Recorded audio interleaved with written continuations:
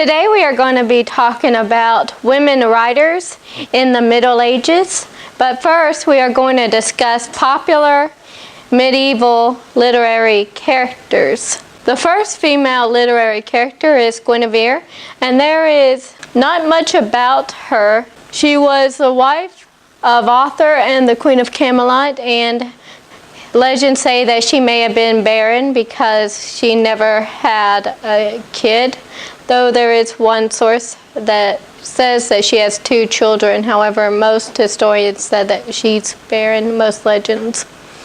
And she was either kidnapped by either Malwas, Malignant, or Mordred, and she had an affair with either Bedivere or Mordred.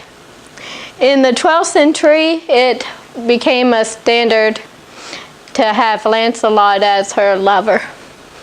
And it was either emotionally or physically, depending on the story. And she may not or may have allied with or married Mordred after the fall of Camelot.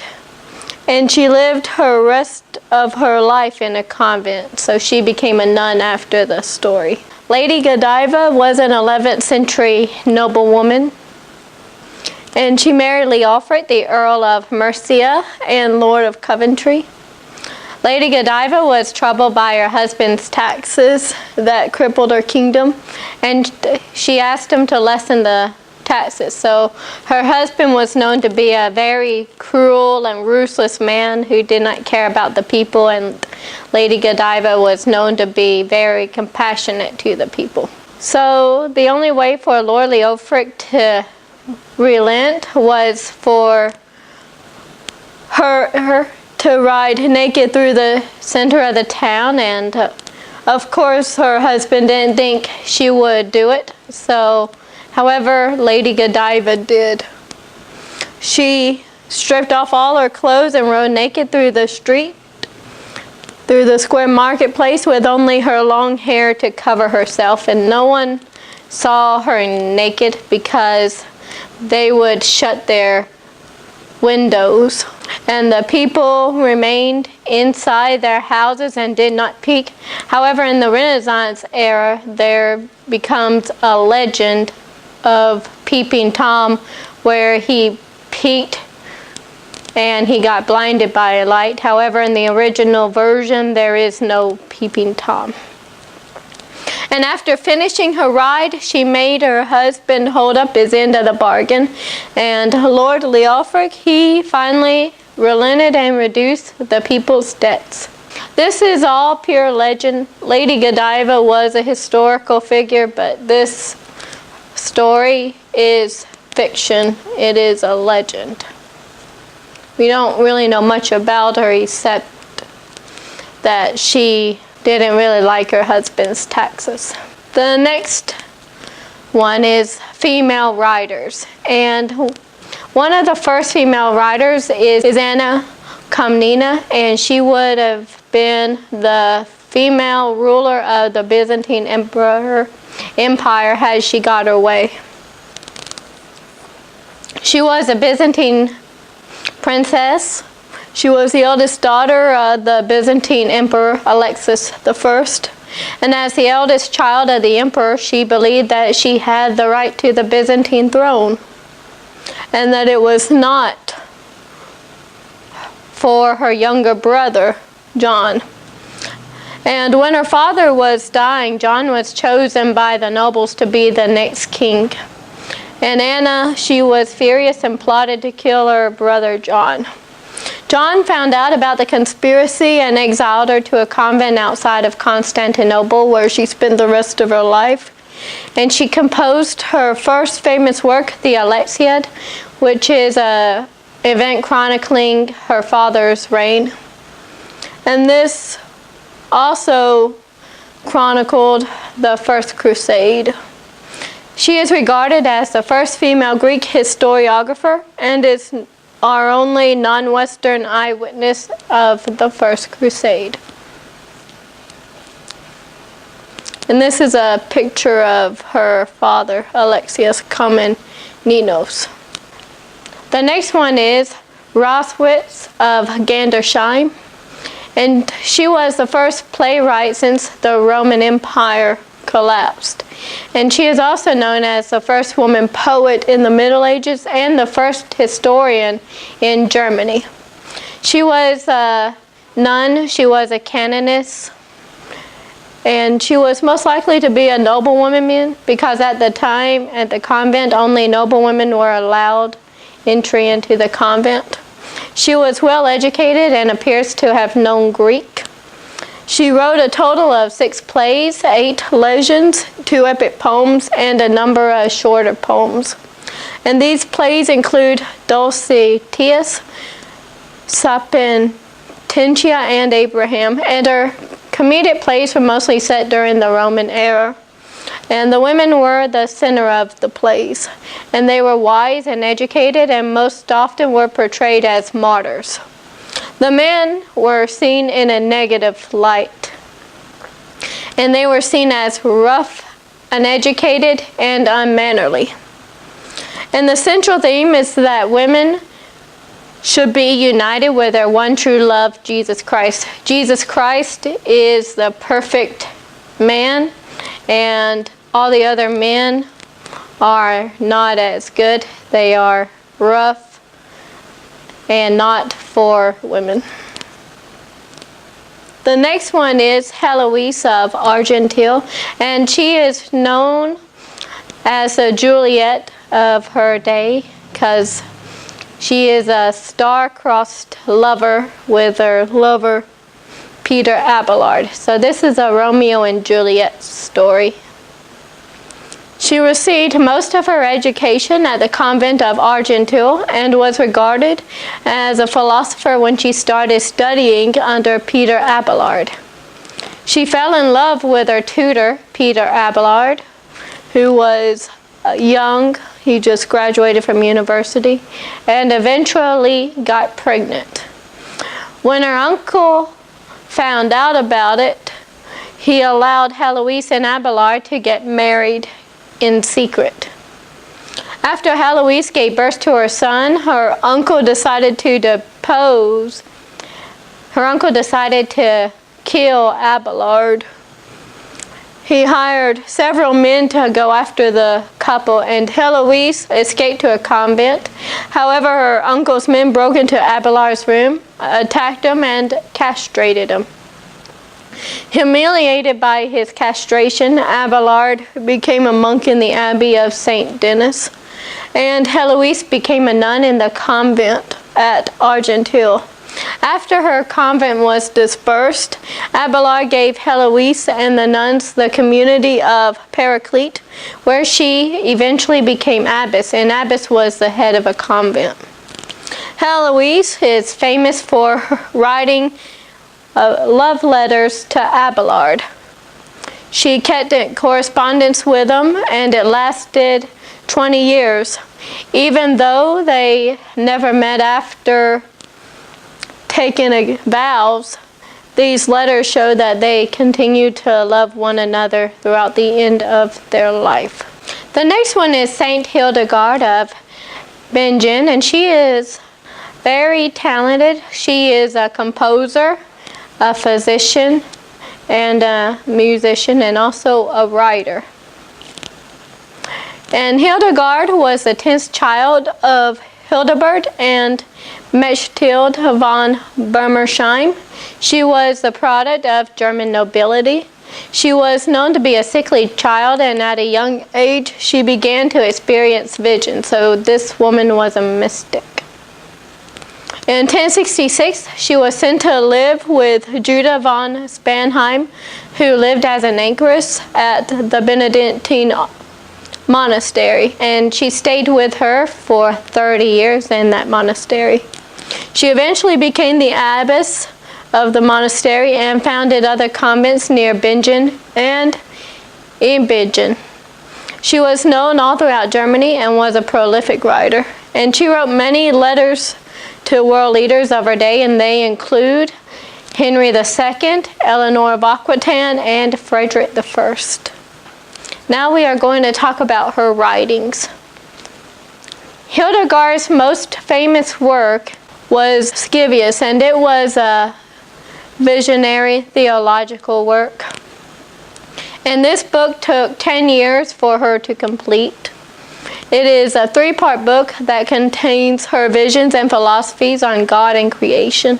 God and redemption and the history of salvation were also a part of the work. And she later expanded the book into a trilogy, so she made 3 books out of this one book, what was supposed to be one book.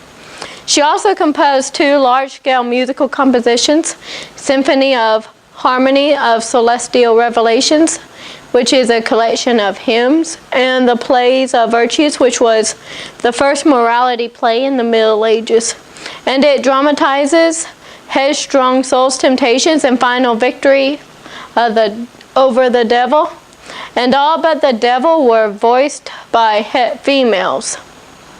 Hildegard is the only mystic to have written secular texts because she was interested in science and wrote some science works because she was a physician. And some of the works include Book of Simple Medicine, Physics, and Causes and Cures. She was eventually canonized and made into a saint on 10th May of 2012. Marie of France. Marie of France, she was a French noblewoman who lived at an unknown English court. So this woman was not a nun. And her writings were known to be to court of King Henry II. So they were well known to King Henry of England. And she had access to a well-stocked library, and it consisted of Latin and French texts. And she had no husband, so she did not marry. She is famous for writing Laius, which is a collection of 12 short rhyming verse narratives that would originally have been recited at court or before an audience. And the reason why her works were known to the court of Henry II is because they often recited her Laius. And her Laius were romances that emphasized courtly love. And it also involved magical intervention, so it was sort of like fantasy. She also wrote Aesopic fables, and she retells fables from a woman's perspective to get male readers to sympathize for female characters. And her fables raise the question of what does it mean to write as a woman? She also wrote a biography about a saint called The Life of Saint Audrey. Marguerite Porete. For a long time, Marguerite and her book were forgotten, and so this is recently discovered her work. Her book, The Mirror of Simple Souls, was discovered in 1846, and finally her importance was recognized 100 years later in 1946. Marguerite, she was a Beguine nun, which is a member of the community of pious women who had not yet taken religious vows. So it's a religious sect. They were like nuns, but they haven't yet taken religious vows, and they lived as hermits in recluse areas. It is likely that she belonged to the brigandage of Valenciennes. This is because her book was burned publicly in the presence of Valenciennes sometime between 1296 and 1306, when the Bishop of Cambrai, who forbade the circulation of the book under the threat of excommunication. So her book was seen as a heresy, and it was burnt the first time. And her book later on gets burned for the second time. But Marguerite still preached and circulated her work, and she was sentenced to Paris for a year and a half. And during this time, she refused to meet an ecclesiastical court because they were proclaiming her to be a heretic. And again, her book was tried for the second time in 1310 in front of 21 theologians, and this time she was condemned as a heretic and was sentenced to execution on 31st May 1310, and she was executed the next day on June 1st.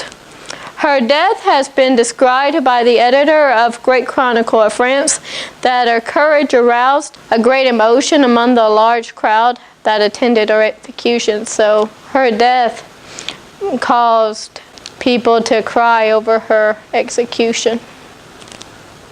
So why was Marguerite Porreet's work known as a heresy? Why was she considered a heretic and got burned alive? Well, a few reasons why it was considered heresy. One, it was written in French, and at the time, writing in vernacular language was seen as heresy because they should only write it in Latin. And Marguerite wrote it in French. They believed that Marguerite was preaching immorality because they believed that she was saying that if your life is perfected on earth, then you can do whatever you want with your body. So you can do whatever you want, and this caused for immorality. However, that was not what Marguerite was teaching. She was saying that we should love God for God and not for celestial rewards. It also states that the soul which has been united with God has no other will but God's will. The next female writer is Julian of Norwich, and we do not know her name. We just know the abbey where she was from. She was the first woman author to have written a book in English. And Julian of Norwich, she grew up during the Black Death and the 100 Years' War. We do not know her real name, and at the time of 30, she fell deathly ill. As the priest was given her last rites, she witnessed 16 visions of Jesus Christ, so she is a mystic. And the next day, she was miraculously healed, so she recovered miraculously from death. Julian settled in Norwich, where she spent the remainder of her life praying and composing a revelation of divine love. And she gained a strong local presence and attracted pilgrims. Among those is Marjorie Kemp, who is another medieval writer that we will discuss later, and was affectionately called Mother Julian. Her work, A Revelation of Divine Love, shows a message of optimism, and it states that we are well loved by God and is protected by His providence. She also states that God is both our Father and Mother, so God is not just our Father, but also a mother figure. And the reason why she's named Julian of Norwich is because the abbey that she went to was close to the Church of St. Julian. So that's why she is known as Julian of Norwich. And the Church of St. Julian was set in Norwich. St. Catherine of Siena. This was another famous mystic. She was the 23rd child of Jacopo and Lapa Benincasa. She was known to be very intelligent, cheerful, and intensely religious. She cut off her hair as a protest because she was in protest of... She cut off her hair in protest because she didn't want to marry, because at the time cutting off your hair was seen as an attractive figure in getting a husband. So she cut off her hair to make herself unattractive. And at the age of 18, she entered the Dominican Third Order and wrote letters for spiritual instruction. At the age of 21, she claimed to have a mystical marriage with Jesus Christ. And this is a picture showing the mystical marriage with Catherine of Siena and Jesus Christ. She gained public influence and later made a deep impression on the Pope. And she worked tirelessly to bring a crusade against the Turks, which proved to be no effect. She wrote the Dialogue, which is a dialogue between the soul that rises up to God and God Himself, and it describes Christ as a bridge between heaven and earth. She died at the age of 33. Christine de Pizan, she's another famous medieval writer, and she is known to have written the Book of Ladies. She was the first professional writer in French literature, and she excelled in a great variety of genres, which range from courtly lyrics to political and religious treatises. And she published with an astounding success and influence both intellectually. And she was born in Venice, Italy in 1364. Her father was a court astrologer to the French King Charles V, so they moved from Italy to France. At the age of 15, she married Etienne du Castel, a member of the French court, and he was very supportive of her writing. So they had a very supportive and loving marriage. The couple had 3 children together, and her husband died tragically in 1389. And her husband's death caused Christine to turn to writing as a way to support herself and her family. So she had to support herself by making a living through writing to support herself and her children, which she did. And she did it successfully. She wrote numerous works. She wrote poetry that often reflected her grief over her husband's death. And one of her writings was a biography of Charles.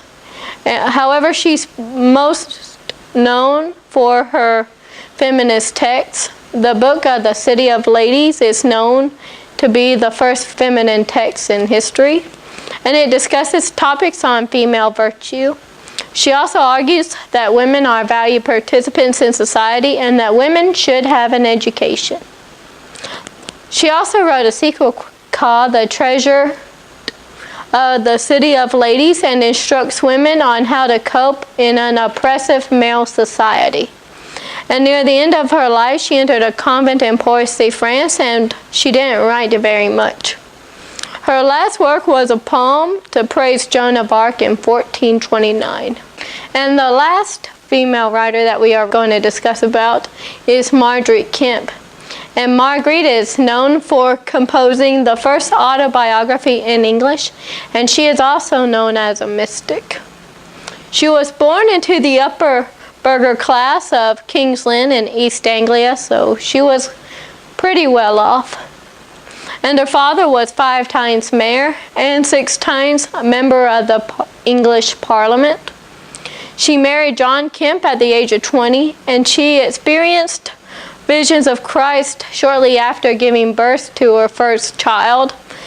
And later on, she would produce 14 children. Later, she grew more spiritual, and it led her to demand a chastity vow from her husband. She undertook many pilgrimages. Among those was Julian of Norwich, and even going to the Holy Land.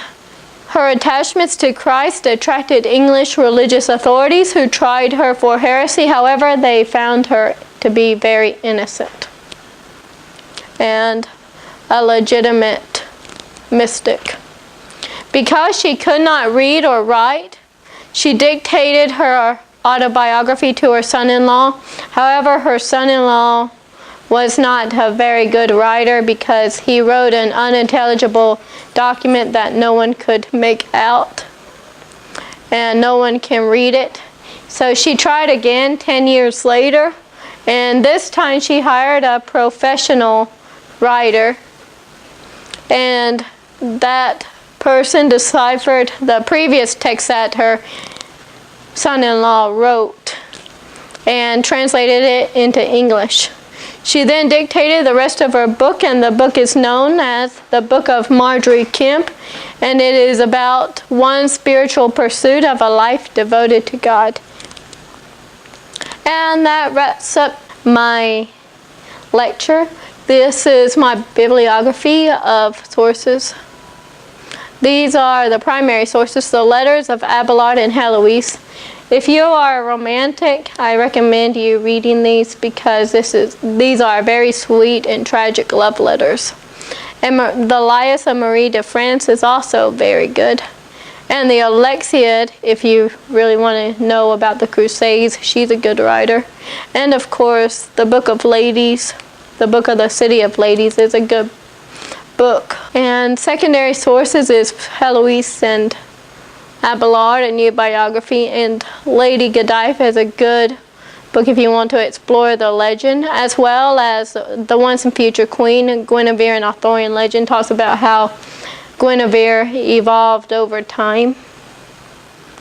And the Setting the World on Fire is a good biography of Catherine of Siena, and a good biography of Hildegard is right here. And for the rest of the women in the Middle Ages is good piece on these short biographies of women. So thank you for the lecture.